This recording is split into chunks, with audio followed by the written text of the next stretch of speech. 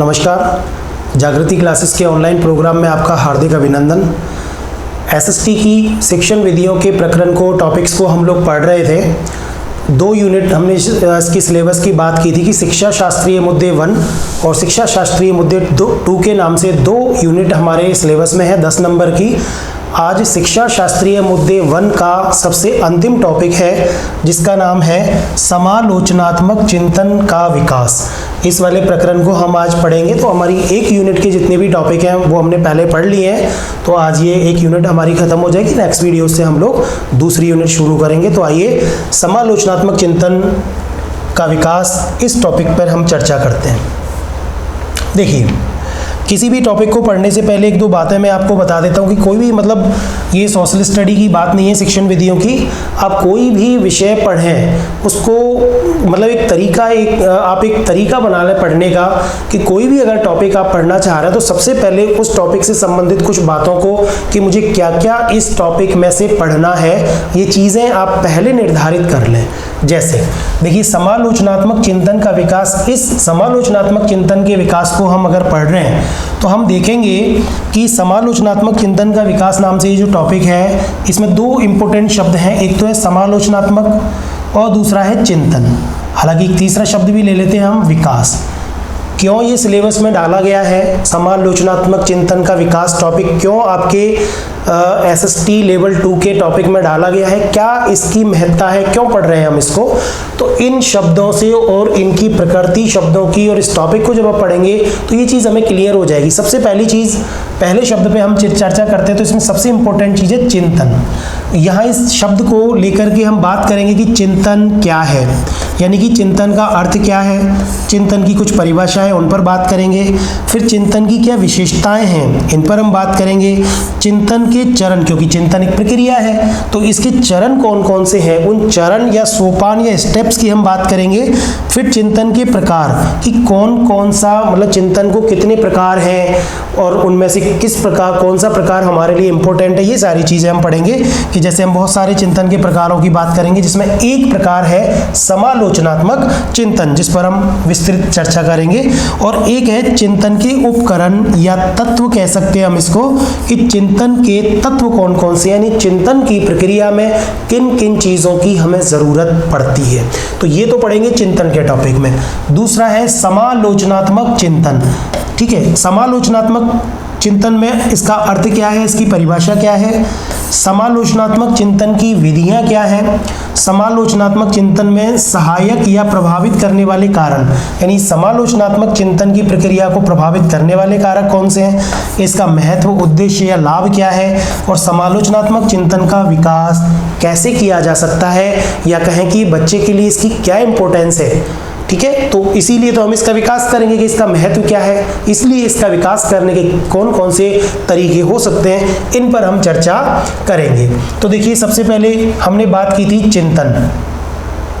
चिंतन शब्द की हमने बात की थी, तो चिंतन शब्द पर जब अपन चर्चा करते हैं तो हमें पता चलता है कि चिंतन क्या है। तो चिंतन के बारे में इसको अर्थ परिभाषा या कहें कि चिंतन के बारे में कुछ बातें हैं जो इन चीज़ों से क्लियर हो जाएंगी आपकी। सबसे पहले, क्योंकि देखा होगा आपने, जैसे अपन बहुत बार बोलते हैं चिंतन, कि मैं चिंतन कर रहा हूँ, मैं चिंतन कर रहा हूँ। स्वामी विवेकानंद का एक कथन भी आपने सुना होगा कि हमें पढ़ना चाहिए, जैसे 2 घंटे पढ़ें तो 4 घंटे उस पर चिंतन करना चाहिए।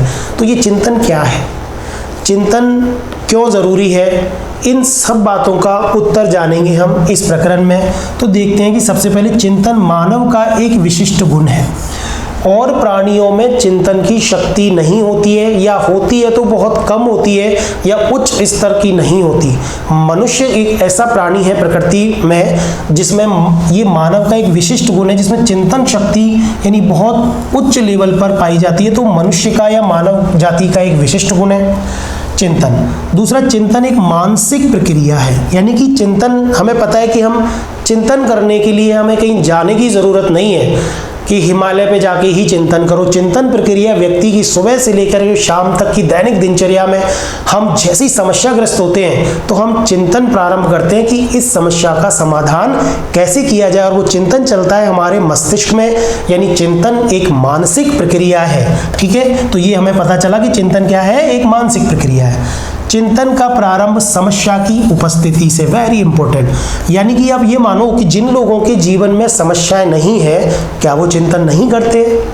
करते होंगे, पर किसी विषय वस्तु पर जो उनके लिए आवश्यक है, या इसको यहाँ पे अपन समस्या की उपस्थिति कह सकते हैं। हम तो कह रहे हैं इच्छा भी अपन डाल सकते हैं यहाँ पे एक शब्द, और इस इच्छा शब्द को समझेंगे हम रायवर्ण की परिभाषा में। हम चर्चा करेंगे मिस्टर रायवर्ण की परिभाषा, उन्होंने इच्छा शब्द को जोड़ा है इसमें। तो क्योंकि सब बच्चों का, सबका और किसी का भी ये सवाल हो सकता है कि अगर समस्या नहीं है तो क्या चिंतन नहीं होगा? ऐसा नहीं है। चिंतन हर जगह मौजूद होता है जहां व्यक्ति किसी काम की आशा करता है, उम्मीद करता है, इच्छा करता है। समस्या में तो चिंतन स्वाभाविक रूप से होता ही है, पर इस किताबी भाषा में हम कह सकते हैं कि चिंतन का प्रारंभ किसी समस्या से होता है। समस्या का समाधान खोजने का प्रयास किया जाता है। अगर समस्या है तो उस चिंतन के द्वारा उस समस्या का समाधान खोजने का प्रयास किया जाता है। अगला है अनेक विकल्पों की उपस्थिति। अब देखिए, अब हमें पता है कि अगर व्यक्ति चिंतन करेगा और समस्या पर अगर वो चिंतन कर रहा है, तो चिंतन करते वक्त उसको बहुत सारे विकल्प एक साथ नजर आएंगे। क्या मैं अपनी समस्या, जैसे आप सपोज करें कि आप जैसे रीट की तैयारी कर रहे हैं, सपोज क्या करें, कर ही रहे हैं आप रीट की तैयारी, और रीट की तैयारी करने के दौरान आप ये सोचते होंगे कि मैं सिलेक्शन कैसे लूं। ये यानी कि रीट की परीक्षा में सफल होना, टीचर बनना एक तरह से आपका उद्देश्य भी है और कहें कि आपकी समस्या भी है। और इस समस्या का जब समाधान आप ढूंढते हैं तो आप चिंतन करते हैं कि मुझे कितना पढ़ना चाहिए, क्या पढ़ना चाहिए, क्या मुझे कोचिंग करनी चाहिए, क्या मुझे सेल्फ स्टडी करनी चाहिए। तो इन सारी चीज़ों पर जब आपकी चिंतन प्रक्रिया प्रारंभ होती है तो बहुत सारे विकल्प आपको नजर आते होंगे।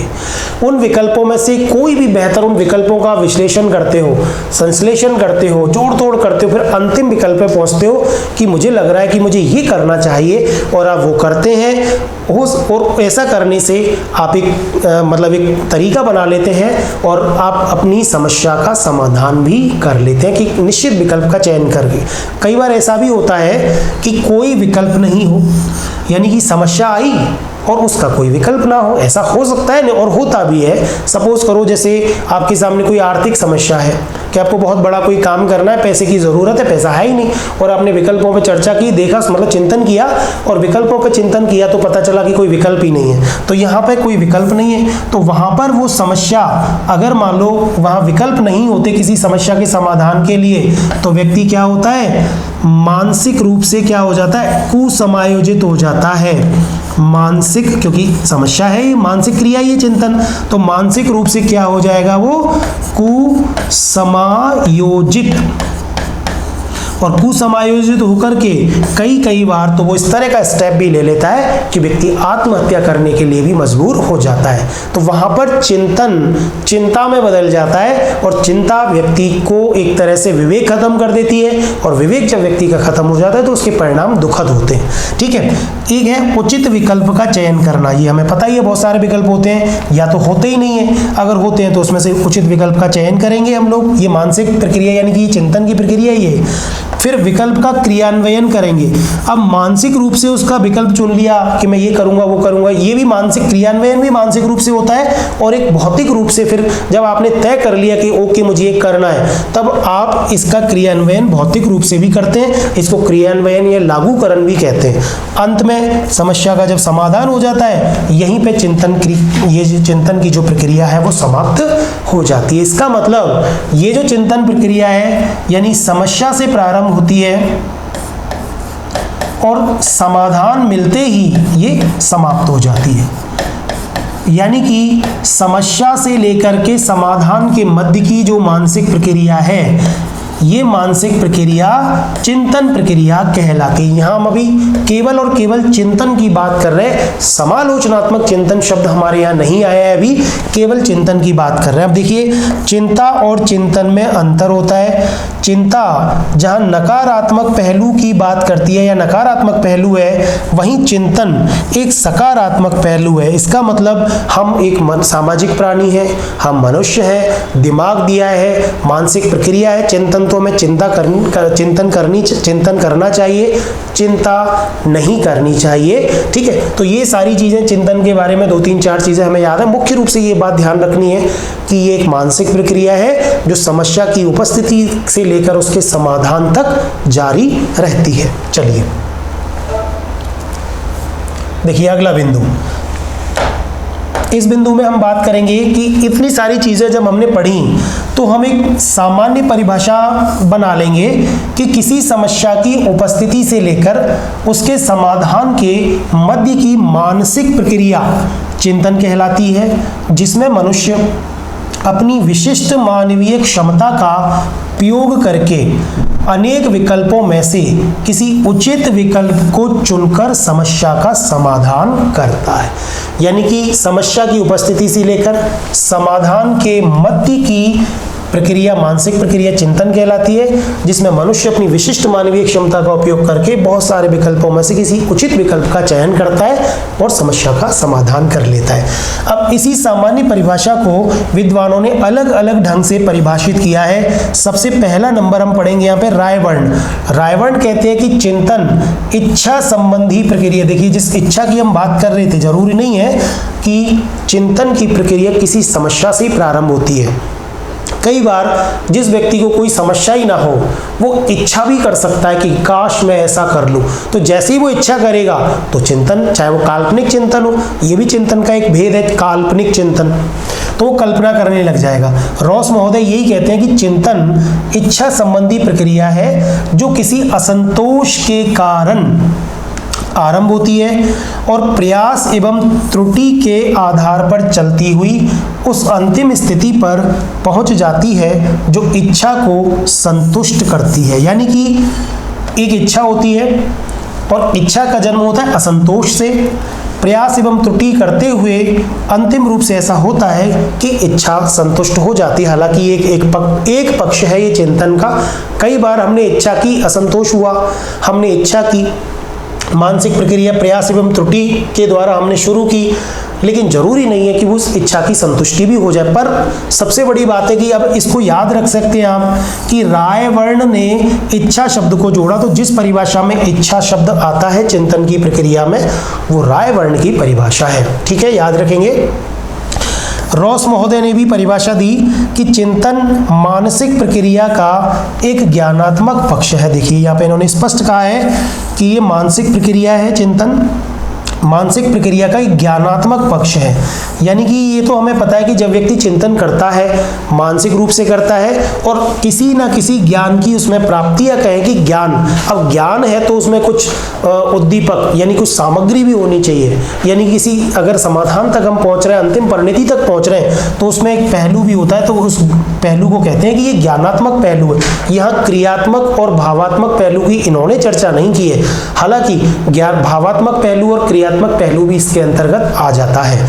कैसे आता है? भावनात्मक रूप से जब हम किसी बात पे चिंतन करते हैं तो चिंतन करते करते कोई ऐसा विकल्प हमारे सामने आता है जो हमें भावुक भी बना देता है, तो भावनात्मक विकास भी होता है। क्रियात्मक रूप से जब हम उस चिंतन प्रक्रिया के विकल्प का क्रियान्वयन करते हैं भौतिक रूप से, तो वो क्रियात्मक भी होता है। ठीक है, तो पर इन्होंने कहा मानसिक प्रक्रिया का ज्ञानात्मक पक्ष है।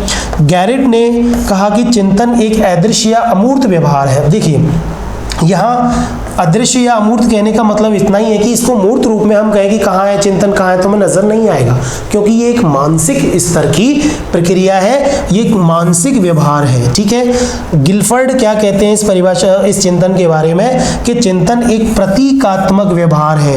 यानी कि चिंतन करना एक प्रतीकात्मक व्यवहार है, इसमें कोई ऐसा मतलब कोई शारीरिक प्रक्रिया या ऐसा कोई दृश्य प्रकार नहीं होता, ये केवल सिंबॉलिक है। यानी कि हमारे दिमाग में बहुत सारी इमेजेस आती हैं, बहुत सारी प्रतिमाएं आती हैं, बहुत सारे सिंबल आते हैं, बहुत सारे फॉर्मूले आते हैं और उनके माध्यम से हम एक निश्चित समाधान तक पहुंचते हैं। इस तरह की ये बात करते हैं, आप इनको याद कर सकते हो। ज्ञानात्मक पहलू की बात करते हैं रॉस, गैरेट कहते हैं कि इसको अदृश्य या अमूर्त व्यवहार, और गिलफर्ड कहते हैं इसको प्रतीकात्मक, ठीक है, व्यवहार है। तो इस तरह आप इन परिभाषाओं को, फैक्चुअल चीजें हैं, याद कर सकते हैं। अब देखिए चिंतन की विशेषताएं, अभी हमने पढ़ा चिंतन की अर्थ एवं परिभाषा। चीज़ें बहुत सारी वही हैं, पर विशेषताएं यानी कि कुछ कैरेक्टरिस्टिक्स होती हैं, हर चीज़ की कुछ विशेषताएं होती हैं। विशेषताओं का मतलब होता है कि ऐसी चीज़ जो बाकी चीज़ों से उसको अलग करती है, स्पेसिफिक होती है, वो किसी हर पर्टिकुलर होती है वो, ठीक है। अगर मान लो मैं मेरी बात करूँ तो मेरे अंदर कुछ विशेषताएं हैं, किसी आपके अंदर कुछ अलग विशेषताएं जो चीज़ें अलग करने का काम करती हैं। अब देखिए ये चिंतन क्या है, चिंतन एक प्रकार का कौशल है। देखिए कौशल नाम आते ही यानी कि स्किल है ये। अब ये स्किल है, इसका मतलब इसको विकसित किया जा सकता है। जैसी कोई भी चीज अगर कौशल से संबंधित है, कौशल यानी कि उसमें कुशलता हो सकता है, जैसे हो सकता है क्या होता ही है कि कुछ लोगों की चिंतन शक्ति कम विकसित होती है तो वो उतना ही सोच पाते हैं छोटा।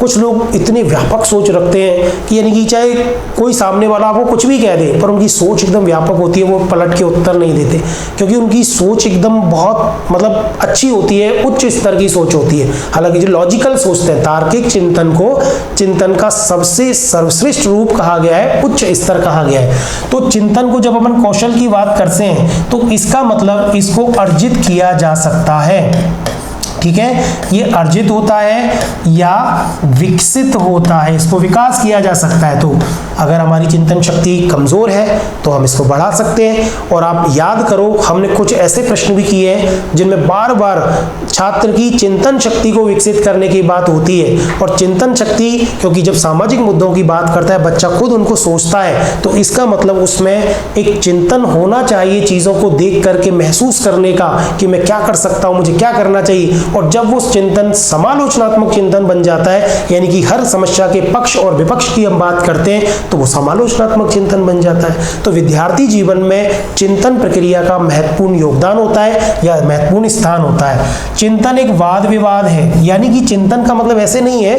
कि वो सीधे सीधे आप सामने किसी से वाद विवाद कर रहे हो, ऐसे जिस तरह डिबेट होती है, वो नहीं है।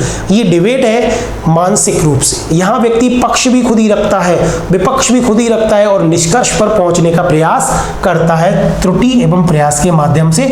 उस रूप में चिंतन एक वाद विवाद भी है। चिंतन एक मानसिक प्रक्रिया है, ये हमने देख ही लिया था, ठीक है। चिंतन अप्रकट या प्रकट लिखा हुआ है, आप इसको लिख देना अप्रकट। चिंतन अप्रकट व्यवहार है, ठीक है। ये अप्रकट व्यवहार है, प्रकट नहीं है। अप्रकट व्यवहार यानी कि ये सामने नहीं दिखता है। अब मानसिक रूप से हम लोग कुछ भी करें, कुछ भी सोचें, कोई हमें देख नहीं सकता है। हाँ, लेकिन जिन लोगों की परसेप्शन पावर बहुत ज़्यादा होती है, अवबोध क्षमता बहुत ज़्यादा होती है, वो लोग दिमाग को भी पढ़ लेते हैं। कहते हैं ना कि मैंने तुम्हारे दिमाग को पढ़ लिया। तो चिंतन प्रक्रिया वहाँ प्रकट हो सकती है, लेकिन हर किसी के सामने ये प्रकट नहीं है। ये एक तरह से मानसिक प्रक्रिया है और अप्रकट व्यवहार है। चिंतन एक विशिष्ट मानवीय गुण है। मानवीय गुण का मतलब ये अमानवीय लोगों में या कहें कि बाकी और प्राणियों में नहीं मिलता है। चिंतन में विकल्पों की अधिकता होती है। अब आप जो भी चिंतन प्रक्रिया का मतलब व्यक्ति चिंतन के लिए उत्साहित जब ही होता है जब उसके सामने कोई समस्या जैसा कुछ होता है, कुछ असंतोष होता है और जिसका समाधान उसके पास नहीं होता है। तो बहुत सारे विकल्प निश्चित रूप से उसके सामने आएंगे, या फिर कुछ विकल्प सोचेगा, कुछ विकल्प उसको उचित विकल्प दिखेंगे भी। जैसे मेरे पास पैसा नहीं है मान लो, तो मैं क्या डाका डाल दूं, तो चोरी करने का विकल्प आ सकता है, लेकिन उचित विकल्प नहीं है वो, ठीक है। तो यहाँ पे विकल्पों की अधिकता होगी, या हो सकता है कोई विकल्प ही ना हो। चिंतन एक मध्यस्थ की भूमिका में होता है, यानी कि इधर तो है समस्या या असंतोष कह सकते हैं आप, और इधर समाधान। इन दोनों के मध्य में हो सकता है क्या, चिंतन, ठीक है। चिंतन का संबंध भावी आवश्यकता की पूर्ति से है। देखिए जिसकी रायबर्न ने बात की थी ना अभी, इच्छा पूर्ति, इसको इच्छा पूर्ति भी कह सकते हैं हम, और इसको भावी आवश्यकता, यानी कि वर्तमान में जिस चिंतन की प्रक्रिया हमारे दिमाग में चल रही है वो हमारी वर्तमान का ना हो करके वो हमारी नियर फ्यूचर, जो हमारा निकट भविष्य है, उससे संबंधित वो समस्या होती है जिसका समाधान हम करते हैं। और एक चिंतन प्रक्रिया व्यक्ति के जीवन में जन्म से लेकर अंत तक चलती रहती है। जैसे मतलब जन्म से कह सकते हैं, या कहें कि अपन जैसी होश संभालते हैं, जैसी जिम्मेदारी हमारे ऊपर आती है तो हमें लगता है हम आर्थिक रूप से इतने संपन्न हो जाए, और उसके लिए सुबह से लेकर शाम तक हम प्रयासरत रहते हैं। तो वो चिंतन मानसिक, रात को व्यक्ति सोता है तो वो सोता नहीं है, वो ये सोचते सोता है सुबह मुझे ये करना है, कल मुझे वो करना है, ऐसे करके वो चिंतन प्रक्रिया और लग जाता है। उस चिंतन प्रक्रिया के हिसाब से अपनी इच्छा पूर्ति में, या कहें कि अपनी भावी आवश्यकताओं की पूर्ति में। तो चलिए ये चिंतन की कुछ विशेषताएं थी। अब देखिए इंपॉर्टेंट चीज कि चिंतन के चरण कौन से। अभी अपन जब बात कर रहे थे कि कैसे समस्या की उपस्थिति से लेकर के समस्या के समाधान तक की प्रक्रिया के मध्य में बहुत सारी चीजें होती हैं, इन सभी को चिंतन के चरण कह सकते हैं। ये जितने भी हमने 8 चरण बताए हैं, कोई इसमें 6 चरण भी, कोई फिक्स चरण नहीं है। हर व्यक्ति के सोचने का तरीका अलग अलग होता है, लेकिन सोचने की प्रक्रिया में ये सब बातें हैं, इनको घुमा फिरा के किन्हीं 2 को एक जगह मिक्स कर सकते हैं तो ये 7 रह जाएंगे, इन 2 को एक जगह मिक्स कर दिया तो ये 6 ही रह जाएंगे। तो ऐसा कोई निश्चित नहीं है कि ये 8 ही चरण है, पर फिर भी इन सारी चीज़ों से आपको चिंतन प्रक्रिया के बारे में पता चल जाएगा कि चिंतन प्रक्रिया के अंदर कितने, मतलब क्या क्या चीज़ें होती हैं। संख्या पे नहीं जाना है हमको, इनकी मध्य क्या क्या चीज़ें होती हैं उन पे जाना। देखिए सबसे पहले चिंतन के चरण की हम बात करते हैं तो सबसे पहला है समस्या की उपस्थिति या पहचान। अब हम एक सामान्य रूप से बात कर रहे हैं कि चिंतन प्रक्रिया, हमें पता है कि समस्या की उपस्थिति, अब यहां पे ऑब्लिक लगा के आप असंतोष भी लिख दें कि असंतोष से भी समस्या उत्पन्न होती है। समस्या की उपस्थिति या पहचान करना, असंतोष करना, ये सबसे पहला चरण है। यानी कि चिंतन तब तक प्रारंभ नहीं होगा जब तक कोई समस्या या असंतोष या कोई कोई कठिनाई हमारे जीवन में नहीं होगी।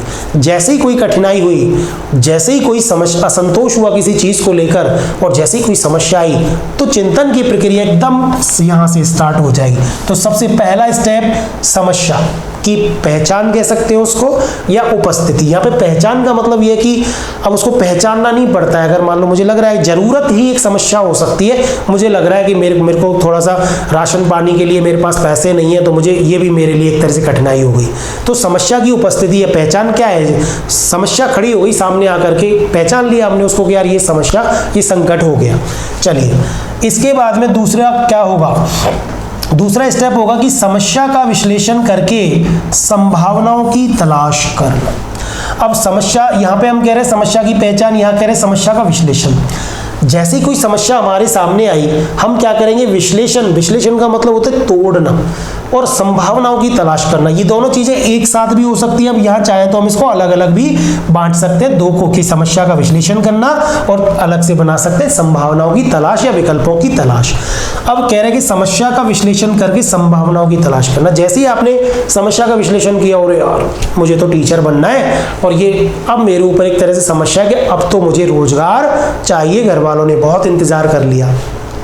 अभी अखबार में भी थोड़े दिन पहले एक न्यूज़ आई थी कि लड़के और लड़कियों के इस समय शादी संबंध रुके हुए हैं इस रीट की परीक्षा को लेकर के। तो एक तरह की समस्या ये घर वालों के लिए और आपके लिए भी, क्योंकि इसमें क्या है कि लड़के वाला कह रहा है कि भैया नौकरी लग जाएगी जब ही संबंध होगा, लड़कियां घर वालों से कह रही हैं कि मैं नौकरी लेकर ही जो है शादी करूंगी। बड़ा धर्म संकट और वास्तव में विकट समस्या है। तो चलो इसी को ही आप एक तरह से इसमें एग्जाम्पल के तौर पे हम ले सकते हैं। तो समस्या की पहचान कर लिया आपने, समस्या है लड़की के लिए ये समस्या है, या लड़के के लिए जो रीट के अभ्यर्थी हैं उनके लिए कि मुझे नौकरी लगनी है, ये होगी आपकी समस्या। अब आप उस समस्या पर विश्लेषण करेंगे और संभावनाओं की तलाश करेंगे। अब यहाँ पे आप ये हो सकता है कि संभावनाओं की जैसे ही आप तलाश करेंगे, समस्या का विश्लेषण करेंगे, यार नौकरी चाहिए, तो जिन्होंने ये तय कर लिया कि मुझे रीट तैयारी करनी है, कई लोग इसमें भी धर्म संकट में है कि पटवार पहले आएगी कि रीट पहले आएगी या आरएस पहले आएगी। तो ये बहुत सारी विकल्पों की उपस्थिति हो गई। समस्या का विश्लेषण कर रहे हैं आप और संभावनाओं को तलाश रहे हैं कि मुझ में कितना कैलिबर है कि मैं कौन सी नौकरी जल्दी प्राप्त कर सकता हूं। तो ये एक तरह से समस्या का विश्लेषण हो गया, और आपने संभावनाओं की तलाश करके 2-3 चीजों से, जैसे पटवारी, आरएएस, और तो ज्यादातर लोगों ने ये सोच लिया कि मुझे रीट की तैयारी करनी है, क्योंकि अब सबसे पहले अच्छा एग्जाम रीट ही है और जिसमें पहली बार में ही मुझे नौकरी मिल जाएगी। चलिए क्योंकि इसमें पोस्ट भी बहुत सारी हैं, बहुत तो कंपटीशन भी कम होगा। मतलब विश्लेषण में ये तो सारी चीज़ें आएंगी, भैया पोस्ट ज़्यादा है। अगर मान लो रीट की तैयारी के लिए 1000 पोस्ट होती तो हो सकता है बाकी के लोग पटवारी की तैयारी पे फोकस करते, क्योंकि वह 5000 वैकेंसी है। तो मतलब डिपेंड करता है समस्या किस प्रकार की, आपने उसका विश्लेषण करके रीट की तरफ फोकस कर लिया, यानी संभावनाओं को तलाश रहे हैं आप। और संभावनाओं को तलाश करने के बाद में आपने समझ लिया कि संभावनाओं को कि भैया मुझे रीट की तैयारी तो करनी है, पर अब बात यह कि कैसे करनी है। तो अब यहाँ पे हो गया समस्या का विश्लेषण करके संभावनाओं की तलाश, ठीक है। तो इसमें ये होगा। इसके बाद में नेक्स्ट जो स्टेप आएगा वो आएगा अनेक विकल्पों की उपस्थिति। अब आपने ये तय कर लिया कि मुझे रीट की तैयारी करनी है, तो बहुत सारे विकल्प। जो बच्चे गांव में बैठे हैं वो ये सोच रहे हैं कि शहर में जाके ही, जयपुर में जाके या दिल्ली जाके ही तैयारी होगी रीट की, तो ये अनेक विकल्प। कुछ घर वाले कह रहे हैं कि भैया गांव की ही किसी कोचिंग में तैयारी कर ले, कुछ के घर वाले ये कह रहे हैं तूने एक बार कोचिंग कर तो ली, अब सेल्फ स्टडी कर ले। तो वहाँ पे बहुत सारे विकल्पों की उपस्थिति आपके सामने होगी, अनेक विकल्प उपस्थित होंगे। कोचिंग करूँ या नहीं करूँ, कोचिंग में कोरोना फैल रहा है, कौन सी जगह कोचिंग करूँ, गाँव में कोचिंग करूँ या शहर में कोचिंग करूँ, तो बहुत सारे विकल्प आपके सामने आए। फिर विकल्पों की उपस्थिति होने के बाद में क्या करेंगे, लक्ष्य के साथ विचारों का समायोजन। अब आपका लक्ष्य क्या है, रीट में सफलता, रीट ही नहीं बल्कि रीट में सफलता, और सफलता का मतलब नौकरी। भाई सीधी सीधी भाषा में नौकरी चाहिए, ये लक्ष्य है। तो आप लक्ष्य के साथ विचारों का समायोजन करेंगे कि भैया 31000 पोस्ट है, अगले 5 साल तक दोबारा भर्ती आने वाली नहीं है, तो कोई भी छोटी सी गलती मुझे नहीं करनी है। तो आप लक्ष्य एक तरफ दिख रहा है आपको रीट, और विकल्प गांव की कोचिंग, शहर की कोचिंग, रूम कमरा लेके, खर्चा भी ज़्यादा आएगा, घर वाले सक्षम है कि नहीं है। घर वालों ने बोला कि भैया पैसे नहीं है तो घर ही पड़े या कहीं पर, तू व्यवस्था तेरी खुद कर।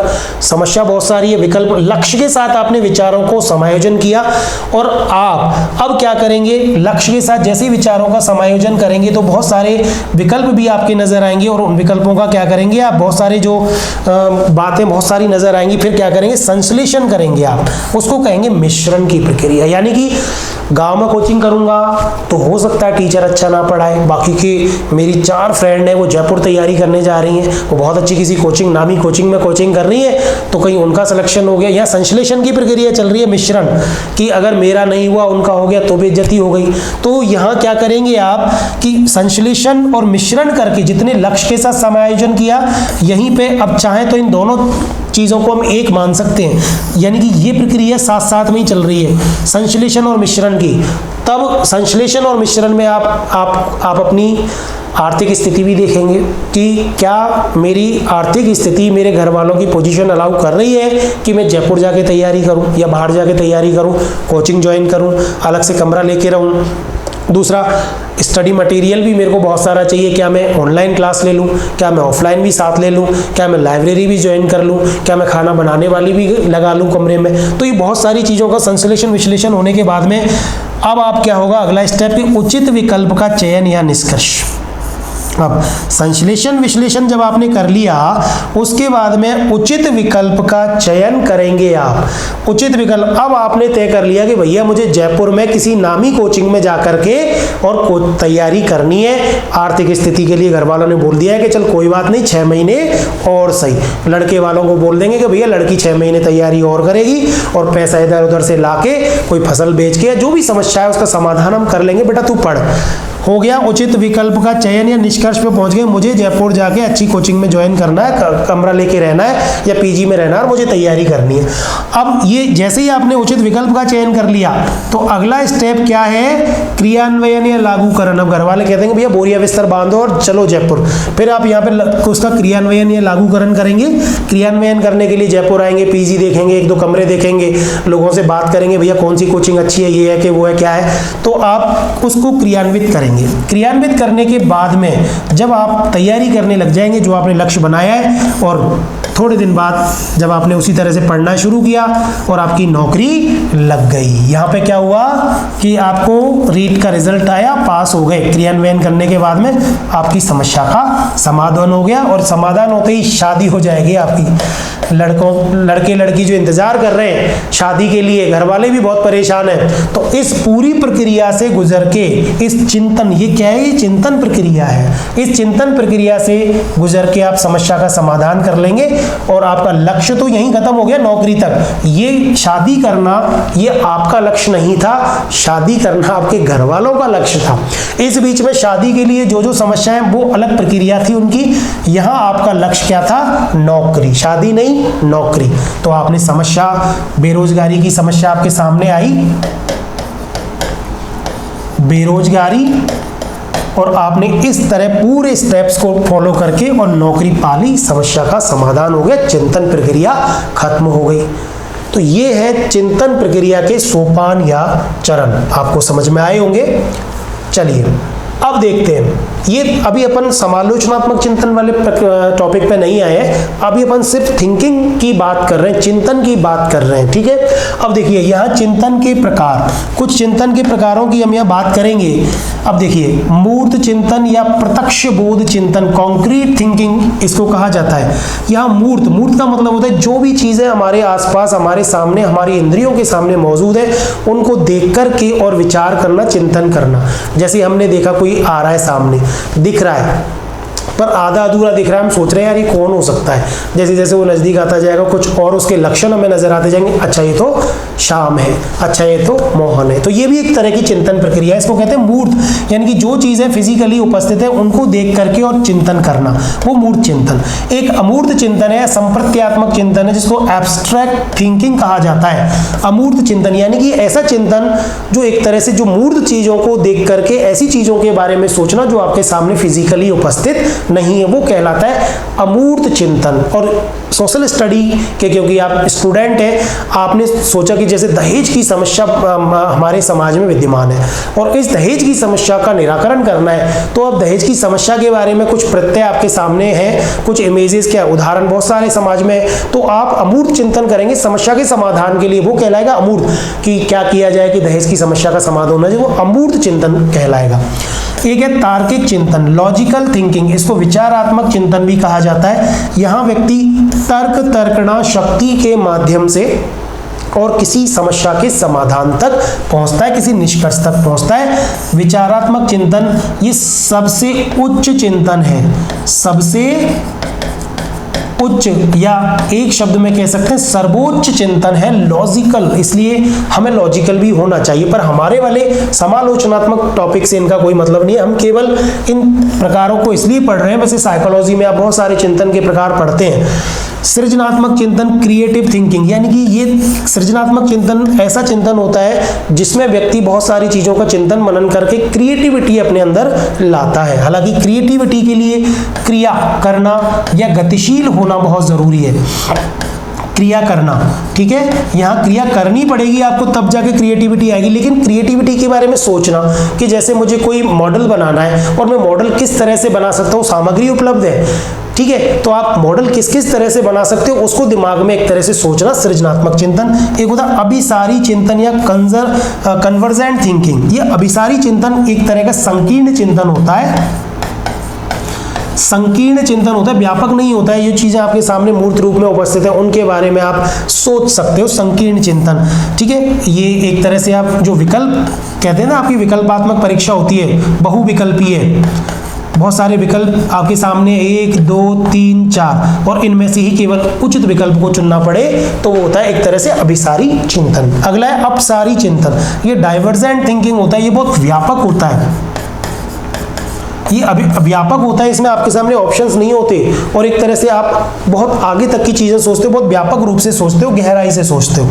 एक होता है आत्मचिंतन, सेल्फ थिंकिंग, जिसमें आप आत्मचिंतन करके अपने बारे में जानना, अपने बारे में मतलब सोचना शुरू करते हो और अपनी कमियों को, अपनी अच्छाइयों को एक तरह से इवेल्युएट करते हो, ठीक है। अपना जो टॉपिक है वो है समालोचनात्मक चिंतन, इसको विवेचनात्मक चिंतन कहते हैं, अंग्रेजी में क्रिटिकल थिंकिंग इसको बोलते हैं। ठीक है, समालोचनात्मक और विवेचनात्मक, इस पे अपन विस्तृत चर्चा करेंगे अगले तो उसमें स्लाइड्स पे। कल्पनात्मक चिंतन, एक होता है इमेजिनरी थिंकिंग, ये तो हम लोग रोज ही करते हैं। डे ड्रीमिंग आपने उसमें पढ़ा होगा साइकोलॉजी में, दिन में स्वप्न देखना, देवा स्वप्न देखना, दिन में ना रात में, हम तो 24 घंटे खूब स्वप्न देखते ही रहते हैं। जो रोज रीट की तैयारी कर रहे हैं, कई बार तो एकदम बढ़िया ये भी सोचते हैं सोते सोते भी, कई बार खुली आंखों से भी, कि एकदम बढ़िया तरह से तैयार होकर स्कूल ज्वाइन करने जा रहे हैं और बढ़िया आराम से थोड़े दिन बाद शादी का ऑफर आता है और 4 पहिए की गाड़ी आपको मिलती है, फिर गाड़ी से आप इसको ऐसा इमेजिन करते होंगे आप। तो ये होता है कल्पनात्मक चिंतन। ठीक है, हमारा जो टॉपिक है समालोचनात्मक चिंतन, इस पर करेंगे हम चर्चा अगले वीडियो में, मतलब अगले चल रहा है इसमें, आगे करेंगे। अभी देखिए इंपॉर्टेंट चीज, यहां से प्रश्न आएंगे, इस चीज को आप ध्यान से देखें कि चिंतन के सहायक कारक उपकरण या तत्व। अभी हमने जिस चिंतन प्रक्रिया की बात की थी कि समस्या की उपस्थिति से लेकर समस्या के समाधान तक की जो प्रक्रिया चलती है, उसमें कुछ उपकरणों की, कुछ सामग्री की, कुछ तत्वों की जरूरत पड़ती है। कौन कौन से तत्व है, सीधे सीधे परीक्षा में प्रश्न आता है इनसे। कई बार वो ये लाइन परिभाषा दे देता है, पूछता है कि ये कौन सा तत्व होता है, तो हमें ये चीजें एक तरह से फैक्ट्स, इनको एक तरह से तथ्यात्मक मानो और आप इनको याद करो, समझो, दोनों ही तरह से देखिए। चिंतन के सहायक कारक उपकरण या तत्व, सबसे पहला है पदार्थ या मैटर।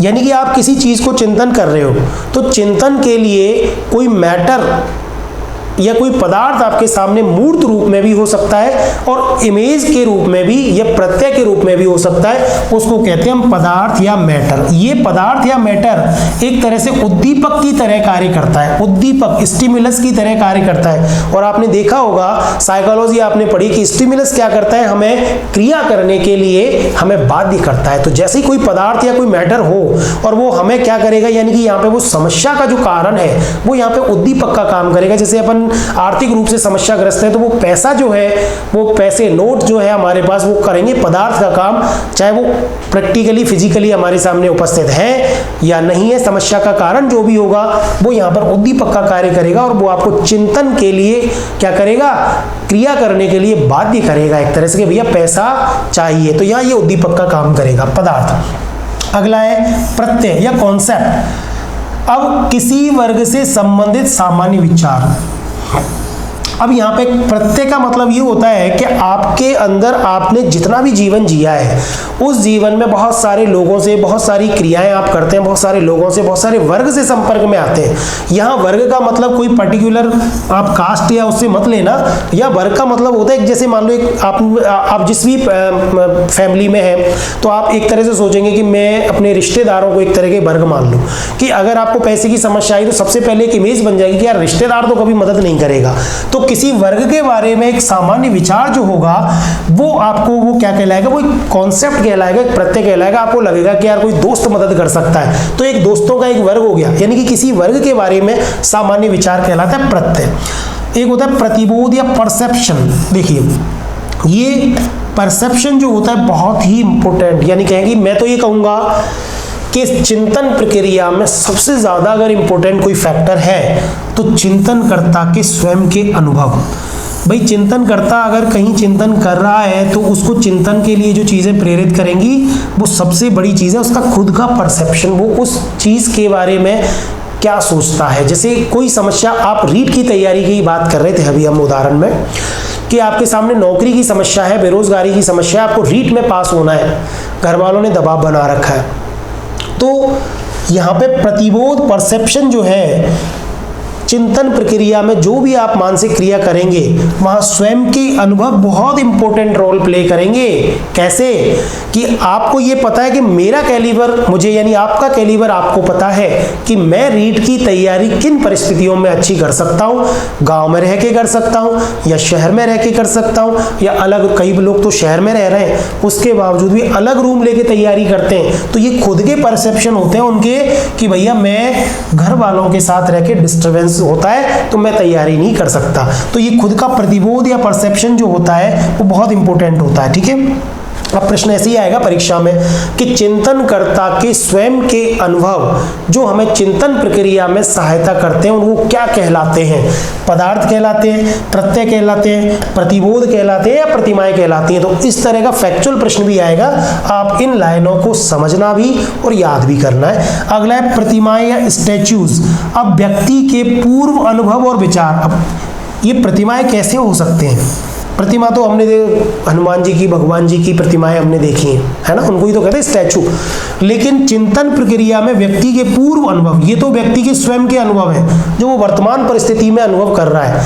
यहाँ व्यक्ति के कुछ पूर्व अनुभव और विचार हैं, वो उसके लिए इमेजरी यानी कि स्टैचू का काम करेंगे, प्रतिमाएं का काम करेंगे। जैसे रीट की समस्या में आपका मतलब रीट की तैयारी की बात थी, आप रीट की तैयारी करना चाह रहे हैं तो आपके दिमाग में ये आया कि यार मुझे जयपुर तैयारी करनी चाहिए कि नहीं करनी चाहिए, तो मैं अपने किसी दोस्त से सलाह लूं या मैं अपने किसी रिश्तेदार से सलाह लूं जो रीट की तैयारी करके हाल ही में पिछली भर्ती में टीचर बना है। आप उससे पूछेंगे आपने तैयारी कैसे की?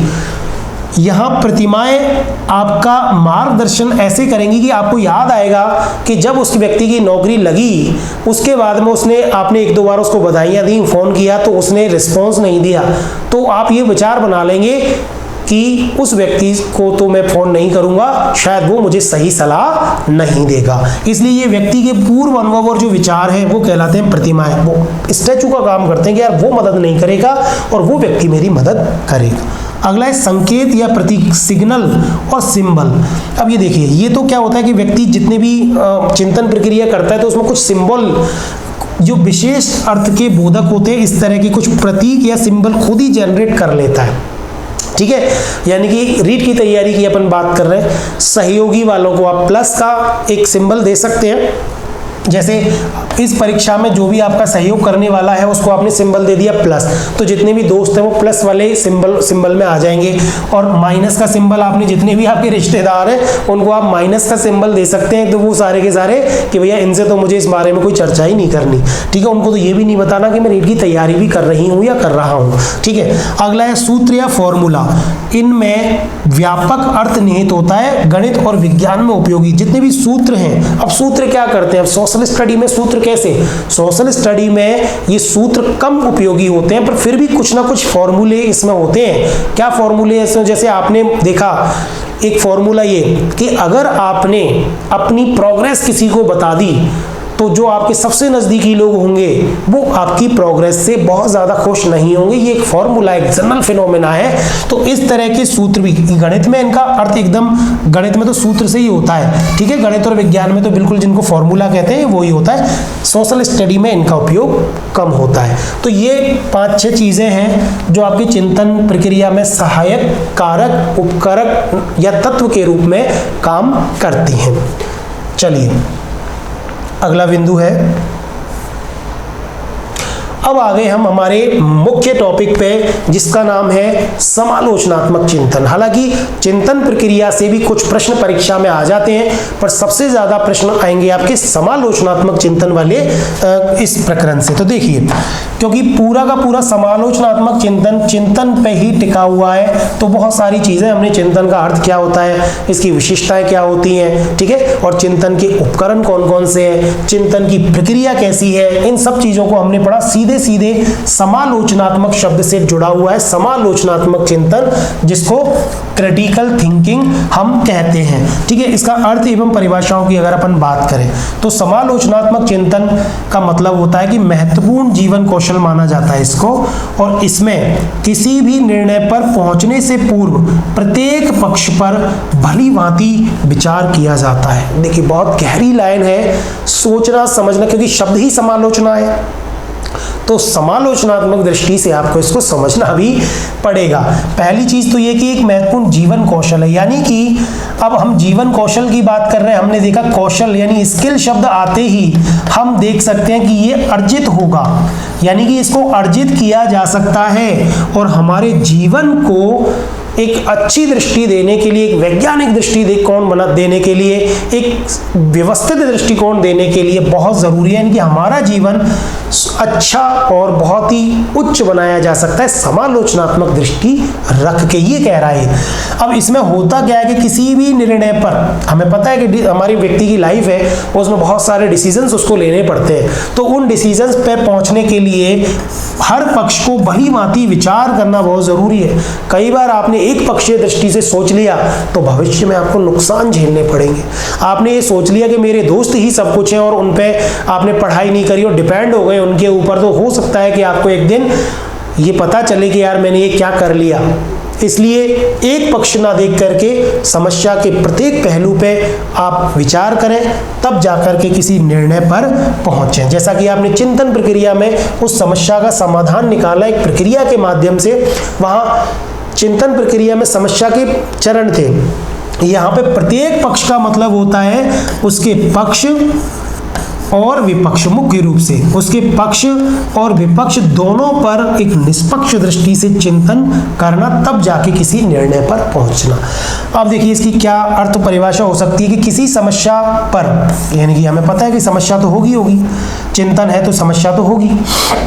किसी समस्या पर तर्क, विश्लेषण एवं आत्मावलोकन करके, तीन चीजें, तर्क किया, विश्लेषण किया और आत्मावलोकन किया, मतलब मनन किया। चिंतन के साथ में मनन शब्द भी है, उसको आत्मावलोकन हम कह सकते हैं, करके उसके हर पहलू की समीक्षा करते हुए वस्तुनिष्ठ तरीके से आलोचनात्मक परीक्षण के द्वारा उत्कृष्ट समाधान निकालना समालोचनात्मक चिंतन कहलाता है। बहुत ही भारी भरकम परिभाषा है, रटनी नहीं है हमें, परिभाषा बिल्कुल नहीं रटनी है, हमें केवल समझनी है। समझने के लिए इसमें दो तीन शब्दों को हमें ध्यान से देखना है। ये तो हमें पहले से ही पता है कि यह समस्या होगी और यहाँ उत्कृष्ट समाधान होगा। इनके बीच की जो प्रक्रिया है वो प्रक्रिया कैसी होनी चाहिए? तार्किक होनी चाहिए, बस इतना सा ध्यान रखना है। तार्किक प्रक्रिया, उसमें हम विश्लेषण को भी भाई उसको तोड़ के भी रखेंगे, मतलब उसकी समस्या को टुकड़ों में तोड़ेंगे भी, विश्लेषण करेंगे, आत्मावलोकन करेंगे, बिल्कुल अपने ऊपर बिल्कुल देखेंगे उसको कि इसमें क्या अच्छा है, क्या बुरा है, क्या पक्ष है, क्या विपक्ष है, तब जाकर के हर पहलू की समीक्षा करके एक वस्तुनिष्ठ दृष्टि का मतलब होता है, वस्तुनिष्ठता का मतलब होता है कि एग्जैक्ट वास्तविकता, उस वास्तविक पक्ष पर हम पहुंचेंगे। फिर जाकर के आलोचनात्मक परीक्षण, यहाँ पे शब्द लिखा है ना, इसका मतलब होता है, आलोचना का मतलब ऐसा नहीं किसी की बुराई करना, आलोचना और समालोचना दोनों समानार्थी शब्द हैं और दोनों का मतलब होता है किसी भी समस्या के पक्ष और विपक्ष दोनों पे बिल्कुल समान दृष्टि से सोच करके निर्णय लेना, फिर हम उत्कृष्ट समाधान पर पहुंच जाएंगे। बिल्कुल सामान्य अर्थ है कि समस्या पर तार्किक रूप से विचार करके आलोचनात्मक दृष्टि से उसके पक्ष और विपक्ष दोनों को ध्यान रख के हम एक वस्तुनिष्ठ उसका समाधान निकालेंगे। यही समालोचनात्मक चिंतन है। हमारे जीवन में क्यों आवश्यक है? क्योंकि हमारा जीवन, हम एक मनुष्य है, समाज में रहते हैं, हम हर समस्या के पक्ष और विपक्ष में जब तक नहीं सोचेंगे, एक पक्षीय निर्णय लेंगे, तो हमारा भविष्य, हमारा पूरा जीवन, हमारा पूरा समाज और हमारा पूरा राष्ट्र उससे प्रभावित होगा हमारे निर्णय से, और कहीं ना कहीं हमें इसका खामियाजा या नुकसान भी भुगतना पड़ सकता है। इसलिए बहुत ज़रूरी है कि समालोचनात्मक चिंतन करना। चलिए अगला, अब देखिए आप अगला बिंदु कि समालोचनात्मक चिंतन की प्रक्रिया, चीज़ें वही हैं जो हमने अभी चिंतन की प्रक्रिया में जो प्रोसेस पढ़ी थी, लगभग वही टॉपिक, वही इसकी प्रोसेस में बिंदु हैं। तो समालोचनात्मक चिंतन की प्रक्रिया में कौन कौन से बिंदु हैं? सबसे पहले हमने बात की थी समस्या इसमें उपलब्ध रहेगी, हमें पता है, और अंत में हम एक समाधान पर पहुंचेंगे। यहाँ देखिए 10 बिंदु हैं, पर आपको संख्या पे ध्यान नहीं देना है, आपको ये देखना है कि एक समस्या है और अंत में उसका समाधान है, उसके बीच में कौन कौन से कारक हैं। सबसे पहला है तर्क, तर्कणा और तार्किक।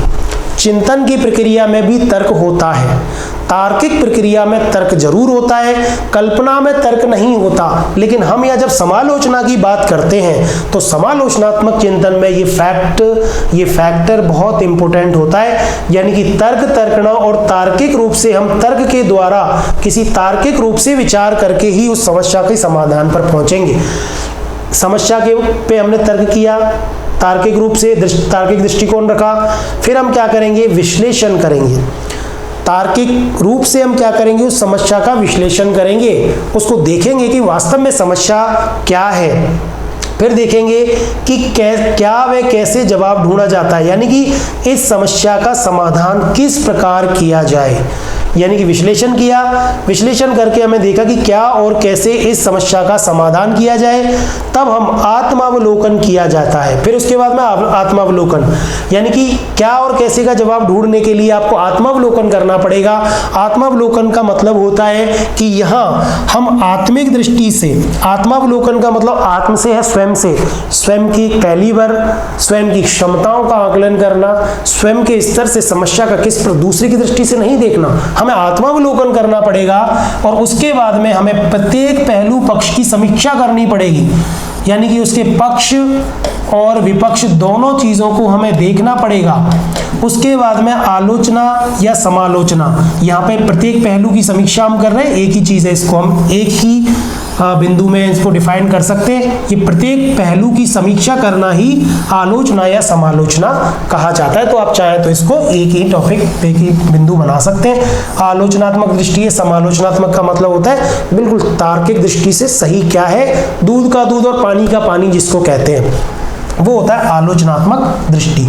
उसके बाद में हम एक उत्कृष्ट समायोजन करेंगे, यानी कि आलोचनात्मक दृष्टि देख ली, पक्ष देख लिया, विपक्ष देख लिया, फिर हम क्या करेंगे, इसका एडजस्टमेंट करेंगे कि यार पक्ष अगर कमजोर पड़ रहा है और विपक्ष थोड़ा भारी पड़ रहा है, तो हम कुछ ऐसा देखेंगे कि भैया क्या इसमें डिसीजन लिया जाए। वहां पे हम कहते हैं इसको एडजस्टमेंट वाली बात की, उत्कृष्ट समायोजन।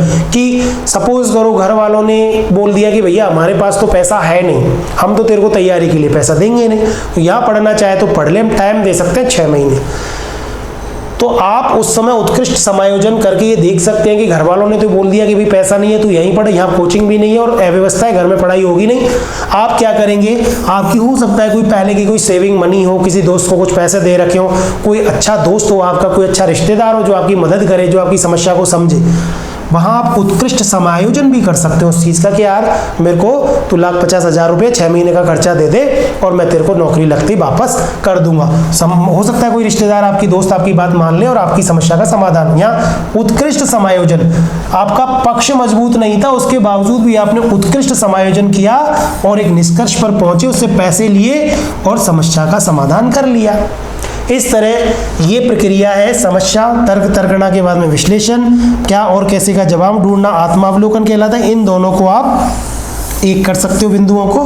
फिर उसके बाद में प्रत्येक पहलू या पक्ष की समीक्षा करना या आलोचना करना, उत्कृष्ट समायोजन करना, फिर निष्कर्ष पे पहुंचना, और इस तरह आपकी समस्या का समाधान हो जाएगा। इस निष्कर्ष को आप यहाँ पे क्रियान्वयन भी बोल सकते हैं, क्योंकि समस्या उत्कृष्ट समायोजन जब आपने कर लिया तो फिर क्रियान्वयन ही शेष बचता है। तो एग्जीक्यूशन, उस समस्या का एग्जीक्यूट कर लेंगे, समायोजन आप उसका क्रियान्वयन आप कर लेंगे। तो इस तरह आपकी समस्या का समाधान हो जाएगा। ये समालोचनात्मक चिंतन की प्रक्रिया है।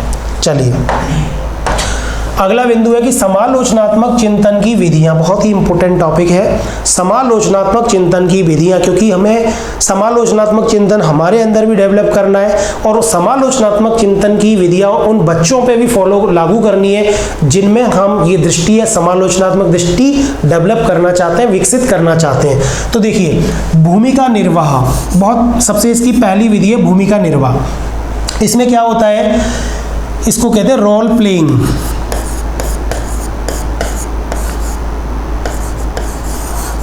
आपने रोल प्लेइंग मेथड पढ़ा होगा, शिक्षण विधि भी है कि अगर किसी व्यक्ति को हमें कुछ सिखाना है तो उसको वो रोल दे दो आप, वो रोल देने के बाद में वो सीख जाएगा। क्योंकि मतलब ऐसा लगता है कि किसी को जैसे घर में पता नहीं है कि मुखिया की क्या भूमिका होती है, और मुखिया के अधीनस्थ जितने भी छोटे लोग होते हैं वो कभी उसकी समस्या को समझ नहीं पाते। कभी आप एक घर में ऐसा सीरियल बनाए कि उसको कहेंगे बेटा तू ही मुखिया है, और उसको मुखिया बना दिया तो उसको रियलाइज होने लगेंगी चीज़ें, वो ये रोल प्लेइंग मेथड। तो देखिए इसका काम काम क्या है इस विधि का कि मानव व्यवहारों के संबंध में शिक्षा देना, यानी मनुष्य के व्यवहार के संबंध में शिक्षा देना कि भैया एज ए मुखिया तू क्या सोच रहा है। अभी तक तो तूने सोचा नहीं क्योंकि तू छोटा सोच रहा था अपने आप को, छोटा भाई बन के, अब तू बड़ा भाई बन के, मुखिया बन के सोच। तो मानव व्यवहार के संबंध में शिक्षा देना इसका कार्य है। इसमें क्या होता है कि वास्तविक जीवन की परिस्थितियां निर्मित कर व्यावहारिक शिक्षा देना सहयोग, भाईचारा, समझौता आधारित है। ये देखो, यानी कि वास्तविक जीवन की परिस्थितियां निर्मित कर दी जाती हैं। भाई तू मुखिया नहीं है पर 2 दिन का, जैसे वो पिक्चर बनाई थी ना नायक, उसमें उसको 1 दिन का प्राइम मिनिस्टर, चीफ मिनिस्टर, मुख्यमंत्री बना दिया था अनिल कपूर को। तो वहाँ रोल प्लेइंग मेथड हो गया एक तरह से। वो यहाँ पे वास्तविक जीवन की परिस्थितियां निर्मित कर दी, व्यवहारिक शिक्षा देना इसका काम होता है व्यवहारिक रूप से कि भैया तू सीएम बन के देख क्या समस्याएं आती है। लेकिन उसने बड़े अच्छी तरीके से समाधान उसका समय वो किया। सहयोग, भाईचारा और समझौता की भावना विकसित होती है इस रोल प्लेइंग मेथड से। अब देखिए एक उदाहरण यहाँ पे दिया है हमने कि दहेज की समस्या अगर बच्चों को समझानी है तो इस समस्या या इस बुराई को छात्रों में समझ विकसित करनी है तो आप क्या करेंगे, आप विद्यालय में अपनी कक्ष में एक दहेज प्रथा से संबंधित 3 पक्ष बनाएंगे। एक वधू पक्ष, लड़की और उसके माता पिता एक तरफ बना दी, कुछ बच्चों को लड़की बना दिया और उसके माता पिता। एक तरफ वर पक्ष यानी कि लड़का और उसके माता पिता बना दिया आपने। एक तरफ कोई सामाजिक कार्य करता है जो दहेज प्रथा का विरोध करता है। तो इस तरह तीनों पक्षों की जब बात निकल करके सामने आएगी, मुझे ऐसा लगता है कि अगर कोई व्यक्ति दहेज प्रथा का सपोर्ट कर रहा हो तो आप उसको लड़की का पिता बना दो। कोई व्यक्ति दहेज प्रथा का सपोर्ट कर रहा हो क्योंकि उसके लड़का नहीं है, मान लो, मतलब सॉरी लड़की नहीं है, उसके लड़के हैं, तो वो तो कहेगा मुझे तो दहेज चाहिए, सपोर्ट करेगा। उसको आप उस रोल प्लेइंग में लड़की का पिता बना दो, किसी को लड़की बना के कि तू इसका पिता है। जब वो सेंटेंस वो मुंह से बोलेगा ना कि भैया मैं लड़की का पिता हूँ, कहाँ से मैं इतने पैसे की व्यवस्था करूँ, मानसिक रूप से वो चीज़ें महसूस करेगा तो अपने जीवन में उन चीज़ों को सीख पाएगा। तो ये रोल प्लेइंग मेथड है, किसी भी एग्जाम्पल से हम इन चीज़ों को बच्चों में डेवलप कर सकते हैं। तो ये पहली विधि है समालोचनात्मक चिंतन की। अगला देखिए, दूसरी विधि है मस्तिष्क उद्वेलन विधि। ये मस्तिष्क उद्वेलन विधि को हम मस्तिष्क विप्लव या ब्रेन स्टॉर्मिंग विधि कहते हैं। ये नवाचार आधारित नवीन शिक्षण विधि है, इसमें नवाचार होता है। इसमें शिक्षार्थी के मस्तिष्क में हलचल या झंझावत या तूफान उत्पन्न करके उसकी कल्पना शक्ति या सृजनात्मकता का विकास करना इसका उद्देश्य होता है। इसमें आत्मविश्वास में, बच्चे के आत्मविश्वास में, यानी कि बच्चे भाई मानसिक विप्लव या मस्तिष्क उद्वेलन ब्रेन स्टॉर्मिंग ऐसी विधि है कि बच्चे के दिमाग में आपने एक तरह से जिज्ञासा उत्पन्न कर दी और बच्चा खोजी प्रवृत्ति भी इसको कहा जाता है। बच्चा खोज रहा है इसको, ठीक है, और खोजने में उसमें डेफिनेटली आत्मविश्वास उसमें आएगा। ये सामूहिक विधि है, पहली बात तो व्यक्तिगत नहीं है, यानी कि किसी एक बच्चे को काम ना दे करके 4-5 बच्चों के किसी समूह को वो काम दिया जाता है, समस्या दी जाती है।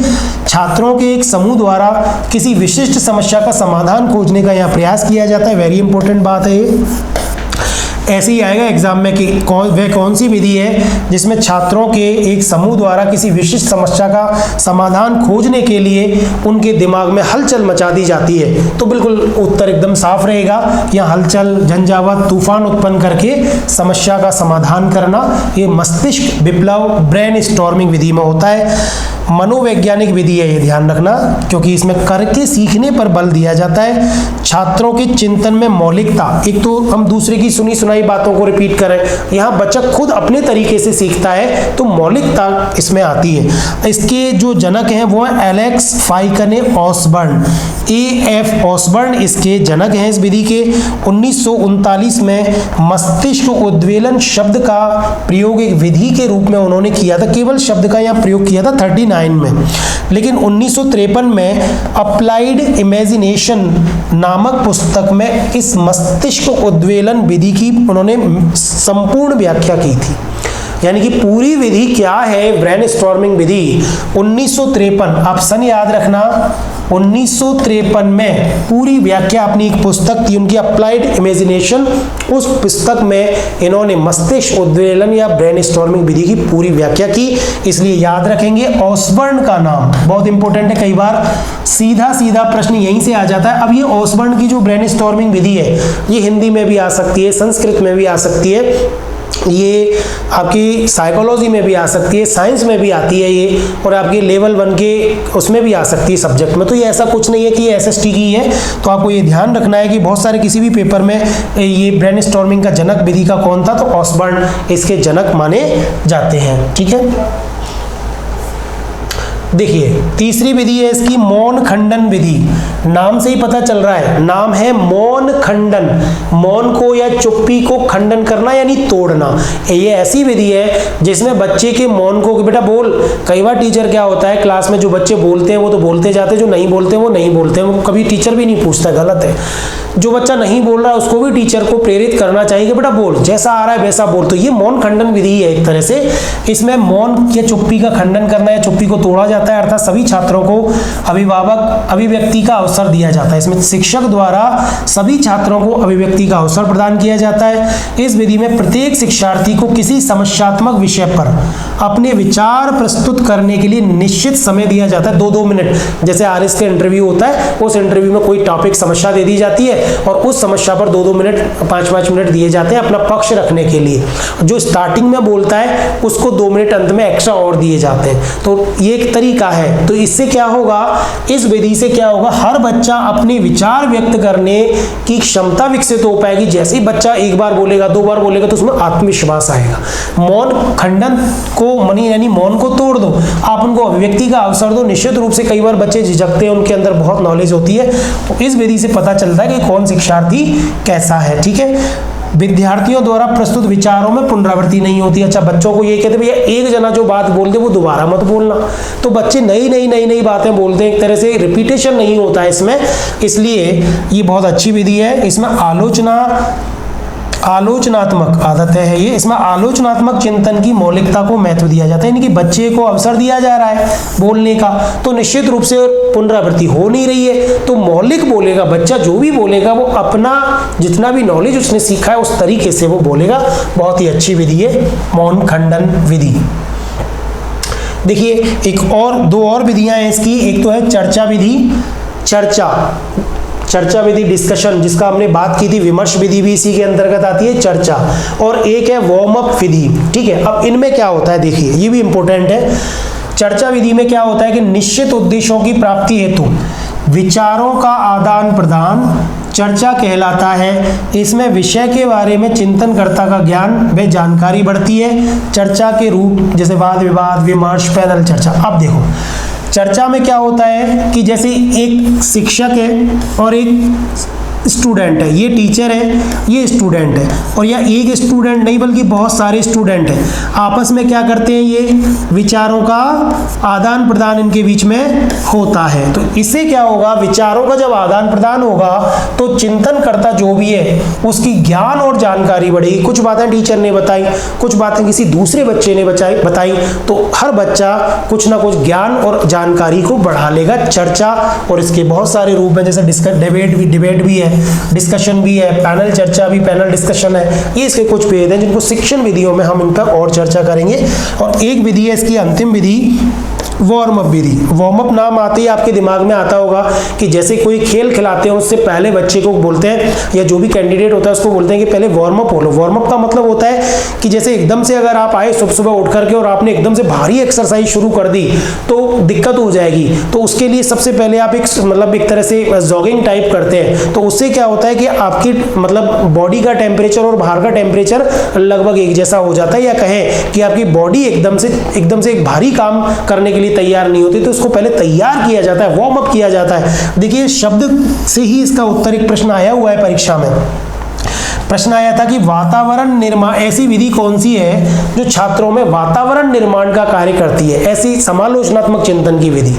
तो वातावरण का निर्माण कैसे, ये वार्म अप का मतलब होता है वातावरण। तो इसमें क्या होता है, समालोचनात्मक चिंतन के लिए ये वातावरण निर्माण का कार्य करती है। कैसे, इस विधि द्वारा विद्यार्थी को किसी समस्या या विषय पर संवेदनशील बनाया जाता है। अगर आप अब देखिए, सामान्यतः प्रश्नोत्तरी विधि के माध्यम से वार्म अप करवाया जाता है। अगर जैसे मान लो आप शिक्षक हैं, बहुत सारे बच्चे क्लास में बैठे हैं, कोई भी एक समस्या, कोई भी एक बिंदु आप बच्चों के सामने उठा दो और उस पर संवेदनशील बना दो कि यार समाज में ऐसा क्यों हो रहा है, आपको इस पर विचार करना चाहिए। अगर इतनी सी भी बात बोली ना तो आप ये समझना कि वो बच्चा घर जा करके अपने पेरेंट्स से, मित्रों से डिस्कशन जरूर करेगा कि यार ऐसा क्यों होता है, ऐसा क्यों होता है। इसका मतलब आपने माहौल तैयार कर दिया किस चीज का, चिंतन का। बच्चे को सोचने के लिए मजबूर कर दिया आपने, उसमें चिंतन करने के लिए एक समस्या डाल दी, एक तरह से उसको वार्म अप कर दिया। तो प्रश्न आता है सीधे सीधे कि समालोचनात्मक चिंतन की कौन सी विधि है जो वातावरण निर्माण, केवल वातावरण निर्माण करती है, ये बहुत सारी नॉलेज नहीं देती है, बच्चे को संवेदनशील बनाती है, किसी भी विषय या किसी भी समस्या के बारे में उसका पूरा हल नहीं ढूंढा जाता है। ब्रेनस्टॉर्मिंग में तो बच्चा एकदम खोज कर ही लेता है, लेकिन यहाँ केवल बच्चे के दिमाग में वो समस्या डाली जाती है और बच्चा संवेदनशील होता है, चिंतन की प्रक्रिया अपने स्तर पर करता है, समाधान ढूंढ पाता है नहीं ढूंढ पाता है अलग बात है, पर समस्या के समाधान ढूंढने का वो प्रयास करता है। चलिए देखिए कुछ चीजें और हैं इस टॉपिक के बारे में कि समालोचनात्मक चिंतन को प्रभावित करने वाले कारक या तत्व कौन से हैं। देखिए सबसे पहला है रुचि एवं ध्यान। अब ये समालोचनात्मक चिंतन है, मान लो कुछ बच्चे ऐसे होते हैं जो हर चीज़ पे एकदम पक्ष विपक्ष के तरीके से सोच लेते हैं अपने आप ही, और कुछ बच्चे ऐसे होते हैं जिनमें इस तरह की सोचने की क्षमता या मौलिक तरीके से सोचने की क्षमता कम होती है। लेकिन कुछ फैक्टर हैं जिनसे हम, क्योंकि हमें पता है चिंतन अर्जित होता है, कौशल है, तो बढ़ाया भी जा सकता है। तो अगर उस बच्चे की रुचि या ध्यान आप बढ़ाएंगे, या कहें कि जिसमें रुचि या ध्यान ज़्यादा होगा तो चिंतन में क्या आएगी, स्वाभाविकता आएगी। यानी कि अगर किसी विषय में आपकी रुचि है और आपका ध्यान है, उसके ध्यान केंद्रित कर पा रहे हो आप उसके लिए, तो आपके चिंतन में स्वाभाविकता आएगी। कोई एकदम प्रेशराइज नहीं करेगा, कोई अपने आप ही आपका दिमाग जो है एक्टिव हो जाएगा, तो इससे चिंतन में स्वाभाविकता आती है। एक है प्रेरणा, मोटिवेशन, बहुत इंपॉर्टेंट चीज, हर चीज के लिए जरूरी है, चिंतन के लिए भी जरूरी है। अगर सशक्त और सबल प्रेरणा अगर दी जाए बच्चों को, तो इससे मस्तिष्क उनका क्या होगा, प्रेरणा देने से एकदम प्रयत्नशील हो जाएगा, बच्चा मौलिक चिंतन शुरू कर देगा और थकान भी नहीं होगी, क्योंकि प्रेरित व्यक्ति को थकान नहीं होती है। व्यक्ति रुचि नहीं है और व्यक्ति में प्रेरणा भी नहीं है, तो वो चिंतन भी नहीं कर पाएगा, तैयारी नहीं हो पाएगा। अगला बिंदु है सतर्कता या जागरूकता। अगर कोई व्यक्ति अटेंटिव है, एकदम जागरूक है किसी भी समस्याओं के बारे में, किसी के बारे में, तो वो गलतियां नहीं करेगा और नए नए उपाय और विधियों का प्रयोग करेगा, बिल्कुल, क्योंकि वो सतर्क है। ठीक है, अगला है लचीलापन, विचारों में। फिर अब देखिए लचीलापन का मतलब होता है फ्लेक्सिबिलिटी।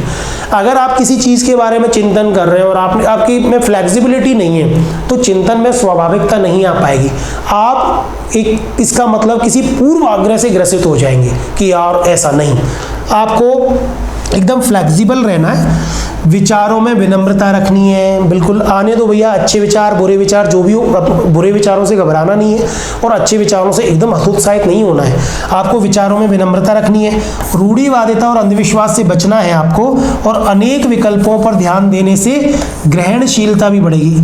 अगर आप लचीले रहोगे, फ्लेक्सिबल, जैसे मान लो चिंतन कर रहे हो आप, बहुत सारे विकल्प आपके दिमाग में आएंगे, अगर आप में फ्लेक्सिबिलिटी नहीं है ना, तो आप सोच नहीं सकते कि मेरा दोस्त कोई मदद करेगा इस समस्या के लिए, या मेरा कोई रिश्तेदार, आप यही सोचोगे यार वो रिश्तेदार है वो तो मदद नहीं करेगा, तो एक विकल्प आप छोड़ दोगे। मेरा ये दोस्त मदद नहीं करेगा, तो एक दूसरा विकल्प आप छोड़ चुके होंगे। अगर विकल्प कम रहेंगे तो वैसी समस्या का समाधान ढंग से चिंतन नहीं कर पाएंगे आप। तो विकल्प बढ़ाने के लिए आपको ग्रहणशील होना पड़ेगा और आपको लचीलापन रखना पड़ेगा, एक फ्लेक्सिबिलिटी रखनी पड़ेगी, ठीक है, विचारों में। अगला है तत्परता, यानी कि समस्या पर विचार करने की तत्परता। अगर आपके अंदर तत्परता नहीं है, आपको लग ही नहीं रहा कि किसी ने बोल दिया है मैं तो बस रीट की तैयारी ऐसे ही कर रहा हूँ, अरे भाई नौकरी की तत्परता नहीं है आपके अंदर, नौकरी प्राप्त करने की तत्परता नहीं है, तो आप चिंतन नहीं कर पाएंगे, इवन आप पढ़ ही नहीं पाएंगे ढंग से। तो तत्परता होना बहुत ज़रूरी है। देखिए कुछ और कारक है चिंतन को प्रभावित करने वाले, हाँ ये हो गए कंप्लीट, ये चिंतन को प्रभावित करने वाले, यस ये कुछ और कारक है यहाँ पे। उचित संवेगात्मकता, तीव्र संवेगात्मकता मानसिक संतुलन बिगाड़ देती है और चिंतन में बाधा। अगर आप संवेगात्मक, यानी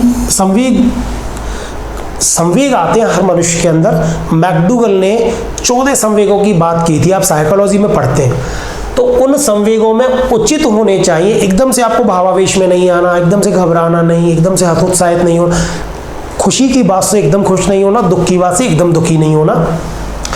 तीव्र, अगर इससे क्या होगा, अगर तीव्र संवेगात्मकता होगी तो आपका मानसिक संतुलन बिगड़ जाएगा और चिंतन में बाधा आएगी, और अगर न्यून या कम संवेगात्मकता होगी तो तत्परता कम हो जाएगी। इसलिए बिल्कुल बैलेंस होना, संतुलित, इस शब्द में लिख सकते हैं आप संतुलित संवेगात्मकता, संतुलित होनी चाहिए, बैलेंस्ड। वस्तुनिष्ठता एवं तटस्थता, देखिए बहुत इंपॉर्टेंट टॉपिक है। अगर आप किसी भी विचारों से वस्तुनिष्ठ यानी कि पक्षपात नहीं करेंगे आप, और वस्तुनिष्ठ रहेंगे और तटस्थ रहेंगे, ना तो किसी के पक्ष में और ना किसी के विपक्ष में, तो आप सही दिशा में चिंतन कर पाएंगे। पूर्वाग्रह नहीं होना चाहिए, क्योंकि पूर्वाग्रह क्या करता है, पक्षपात को बल देता है। पक्ष, अगर आप किसी का पक्ष लेंगे, अगर आप कोई चीज़ आपके पक्ष की है तो आप उसकी आलोचना सही तरीके से नहीं कर पाएंगे, और अगर आपके विपक्ष की है तो आप उसकी तारीफ नहीं कर पाएंगे। इसलिए आपको तटस्थ होना जरूरी है, आपको तटस्थ रहना चाहिए। ग्रहणशीलता बहुत इंपॉर्टेंट है, अभी अपन ने बात भी की थी इस पे कि दूसरों के विचारों को सुनकर उचित विचारों को ग्रहण करने की जो क्षमता है या तत्परता, वो ग्रहणशीलता कहलाती है। अगर किसी ने आपको सलाह दी कि यार इस समस्या का समाधान ऐसे हो सकता है, और आप कहते नहीं नहीं तू क्या जानता है, समस्या तो मेरी है भाई, आपको ग्रहणशील होना चाहिए। दूसरे के विचारों को एक बार अपने विकल्प में लाना चाहिए और उन पर चिंतन करना चाहिए, ठीक है। तो उचित विचारों को ग्रहण करने की क्षमता आप में हो। अधिक ग्रहणशीलता भी चिंतन को पक्षपातपूर्ण बना देती है, वास्तविकता नहीं है। तो ग्रहणशीलता भी एकदम संतुलित होनी चाहिए, ठीक है दोस्तों। तो ये समालोचनात्मक चिंतन को प्रभावित करने वाले कारक थे। अब एक चीज और बची है इसमें कि समालोचनात्मक चिंतन का महत्व, उपयोगिता या आवश्यकता क्या है। बहुत इंपॉर्टेंट चीज है, क्यों पढ़ा रहे हैं हम बच्चों को समालोचनात्मक चिंतन, क्या जरूरत पड़ गई समालोचनात्मक चिंतन की। तो देखिए, समस्याओं का तार्किक समाधान करने के लिए, वेरी इंपॉर्टेंट। बहुत सारी समस्या हमारे जीवन में है और उनका सही तरीके से, सुव्यवस्थित तरीके से, तार्किक दृष्टिकोण से अगर समाधान नहीं करेंगे तो हमारा जीवन या हम खुद कुसमायोजित हो जाएंगे और हमारा भविष्य गर्त में चला जाएगा। इसलिए प्रत्येक मनुष्य के जीवन में अनेक समस्याएं आती हैं, उचित व तार्किक समाधान आवश्यक होता है जो समालोचनात्मक चिंतन से ही संभव है। इसलिए समस्याओं के तार्किक समाधान के लिए दूसरा बिंदु है प्रत्येक आयाम या पहलू की विश्लेषणात्मक विवेचना, कि समस्या के समाधान के लिए समस्या के प्रत्येक पहलू की विवेचना आवश्यक है, और समालोचनात्मक चिंतन की दृष्टि अगर आपके अंदर नहीं है तो उसके परिणामों पर प्रभाव पड़ेगा, क्योंकि व्यक्ति का जीवन हमेशा इस विश्लेषण में ही निकल जाता है कि मुझे क्या तो करना है और क्या नहीं करना, करना है तो कैसे करना है और नहीं करना है तो क्यों नहीं करना। जब तक इन प्रश्नों का जवाब हम नहीं ढूंढ पाएंगे, कब तक, जब तक समालोचनात्मक चिंतन की दृष्टि हमारे अंदर नहीं है। अगला है व्यवहारिकता। इसमें देखिए, समालोचनात्मक चिंतन के द्वारा व्यक्ति व्यवहारिक रूप से अपनी सोच को विकसित कर सकता है, क्योंकि व्यवहारिकता से ही जीवन जिया जा सकता है। यानी कि व्यवहारिकता भी बहुत जरूरी है। अगर आपने किसी एक पक्षीय दृष्टि से किसी चीज के बारे में सोचा तो परिणाम अच्छे नहीं होते हैं, क्योंकि हम एक व्यवहारिक सामाजिक प्राणी है, व्यवहारिकता हमारे जीवन में होनी चाहिए। तो व्यवहारिक दृष्टिकोण के लिए समालोचनात्मक चिंतन बहुत जरूरी है। देखिए, अगली कुछ और इसकी समालोचनात्मक चिंतन की महत्व या उपयोगिताएं और है सृजनशीलता। अगर आप सही दृष्टिकोण से सोचेंगे तो सृजनशीलता विकसित होगी।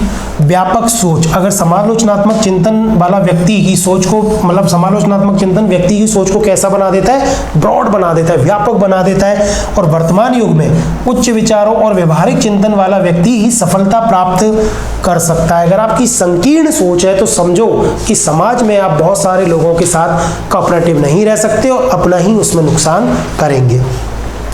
अगला है नागरिकता का विकास। देखो, अच्छी समालोचनात्मक, क्योंकि आप नागरिक हैं, सुनागरिक बनने के लिए समालोचनात्मक चिंतन जरूरी है। सामाजिकता का विकास के लिए भी समालोचनात्मक चिंतन जरूरी है। राष्ट्रीयता का विकास भी इससे होता है समालोचनात्मक चिंतन से। और समायोजन की योग्यता का विकास बहुत इंपॉर्टेंट है। एडजस्टमेंट आप कर पाएंगे अगर आप में समालोचनात्मक चिंतन की दृष्टि है, तो आप सही तरीके से समस्याओं का समाधान कर पाएंगे और समायोजित रह पाएंगे। अगला है व्यक्ति का सर्वांगीण विकास। और समालोचनात्मक चिंतन का सबसे महत्वपूर्ण कि व्यक्ति का सर्वांगीण विकास इससे संभव है। अब देखिए कि एक छोटी सी और बात है कि समालोचनात्मक चिंतन का विकास कैसे करें, तरीका क्या है। महत्व तो हमने देख लिया, अब इतना महत्वपूर्ण है ये टॉपिक, तो टीचर को या बाकी लोगों को क्या करना चाहिए कि इस समालोचनात्मक चिंतन का विकास हो जाए। तो शिक्षक को इसके लिए सक्रिय रहना चाहिए। शिक्षक अगर सक्रिय रहेगा तो बच्चों में वैज्ञानिक दृष्टिकोण डेवलप कर पाएगा, बच्चों में जिज्ञासा उत्पन्न कर पाएगा, नए नए तथ्यों की उनको जानकारी दे पाएगा और जटिल विषय बच्चों के सामने प्रस्तुत कर पाएगा, ताकि उन जटिल विषयों पर बच्चा चिंतन करे। तो टीचर सबसे ज़्यादा सक्रिय इस पर होना चाहिए।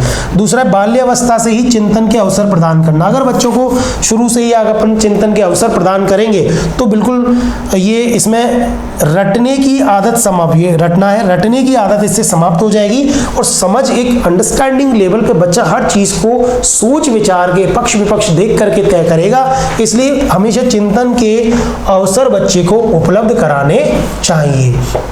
इसके बाद है स्नेहपूर्ण व्यवहार। अगर बच्चे के साथ आप बहुत अच्छा व्यवहार करेंगे कक्षा में तो बच्चा डरेगा नहीं, हो निश्चित रूप से वो खूब प्रश्न पूछेगा।